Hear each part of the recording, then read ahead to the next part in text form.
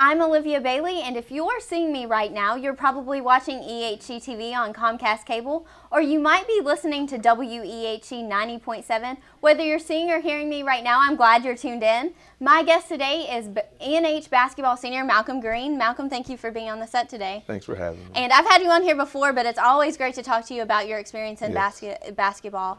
You're a very passionate player, whether it's on the court, whether it's in the weight room. Where do you kind of get that passion? Where did you start your basketball career? I started my basketball career growing up. I started off playing baseball. I was more of a baseball player. I was in all sports, but as I got older, I started to pick up the game of basketball a lot more, and that's what drove me to want to be able to play on the next level. So. And did you have any experiences growing up? Did you have any role models that you really looked to that kind of influenced this passion in basketball? Well, my dad was a big basketball fan, and my cousin, who's a couple years older than me, he was a big basketball player in our family. So, I mean, being around him and my dad and them always pushing me to play, and I'm always playing against him, getting beat all the time. That was one thing that made me push me to want to be able to be a better basketball player.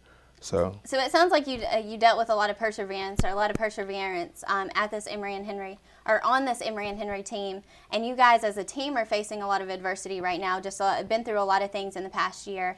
You have 2 new basketball coaches on staff under Coach Russo. Can you tell me about those adjustments on the coaching staff for Emory and Henry? Well, I mean, there's not a problem with it, not a problem at all with them. I like both of the new coaches we got. They're really good. They bring something to the table. I feel like they're going to help us out a lot. Seeing Coach Christian's gone is not any new news to anyone, but kind of sucks that he's gone at the time. But there's no hard feelings with him, and I feel like the new coaches that we do have will give us a good chance to be a better basketball team this year. Now, 2 coaches is a big addition to the staff because before you had Coach Russo and then Coach Christian, who was an assistant coach. What are going to be the duties of these 2 coaches, and how are they going to help with the team this year? Well, I mean, as of right now, they're just getting the feel of what they need to do right now and helping out Coach Russo with just little things around. But they help out a lot with us with workouts and stuff. Like Coach Van Buren and Coach Scott always help us with shooting drills and getting us in the gym and make sure we're shooting the way we need to and making sure our mechanics are right. So I feel like if they're definitely going to help us out a lot. And if they keep doing that, I mean, there's only we can only get better. And another thing that you guys are really adjusting to as a team is, we were talking beforehand, you had 3 really distinctive guards last year, and 3 that really made a statement in the ODAC. You had Damian and then Tyler Driver and Carlos Sanchez. All 3 of those guards are gone, and they were all freshmen last year. What is the team doing to adjust to make up for those 3 players that aren't going to be at the guard position this year?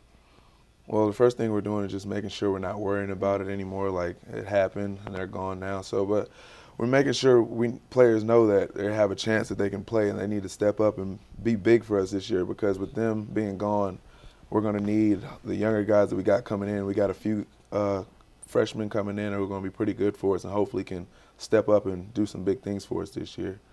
And I know before the season there were plans to kind of switch you around positions, kind of a 2 to a 3 position, and with the loss of those players, it doesn't look like you're going to move anymore. How is the mentality for you? I know that's a big difference in playing and how you approach the game. So what are you doing as far as your mentality to adjust to the season?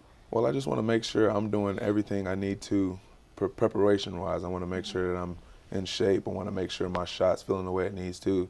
And that's one thing I've just been doing a lot. I've been working out a lot all this summer. I've been working out a super bunch. So I just want to make sure, like, the thing is that my mindset is where it needs to be for the season, and knowing that I'm going to have to put the team is going to be, like, looking for me to be a big leader this year. So that's the main thing I want to do, is make sure I'm ready for that task.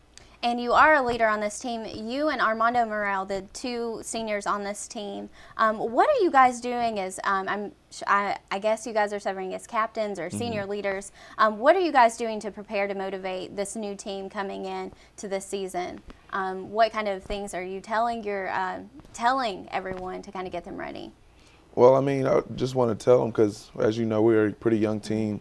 And some guys haven't experienced the ODAC yet, and we want to let them know, like, this isn't a cakewalk. Like, this is a good conference that we play in, the #1 conference in the nation, and we want to, we're the #1 D3 conference in the nation, and we want them to know that there's teams that's going to come out, they're looking to swing, they're ready to play hard, and we got to be ready to swing back and be that tough team that Emory Henry is known for. So that's the one thing that we're telling the team, and me and Armando are being leaders, trying to lead by example to make sure the guys see us doing what we need to do so it can trickle down to them. So hopefully that'll be something that'll help out the team a lot.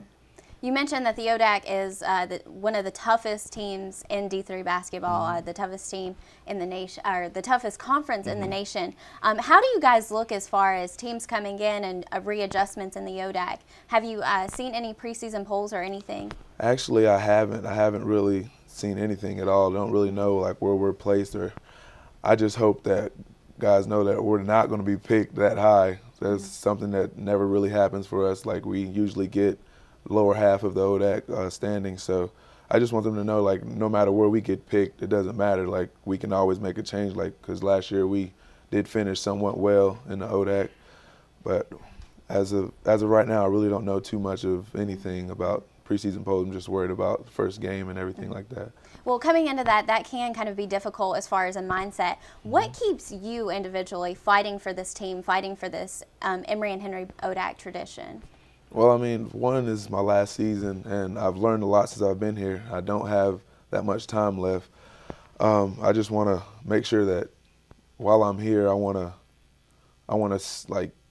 just want to make sure that I get the best out of these 4 years I had. Well, this last year for the most part, I just want to make sure it's the best, and I want to do everything possible that I can to make sure the guys have a good season. I go out on a good note. So. And what type of legacy do you want to leave on this program after you leave? You said it's your last season. What do you want people to remember you as a basketball player, as an Emory and Henry student, as an Emory and Henry athlete? Just that fun-loving Malcolm Green, the guy that everyone sees smiling all the time, a hard worker, and hopefully with all of those things that people will remember me as a great person here at Emory and Henry.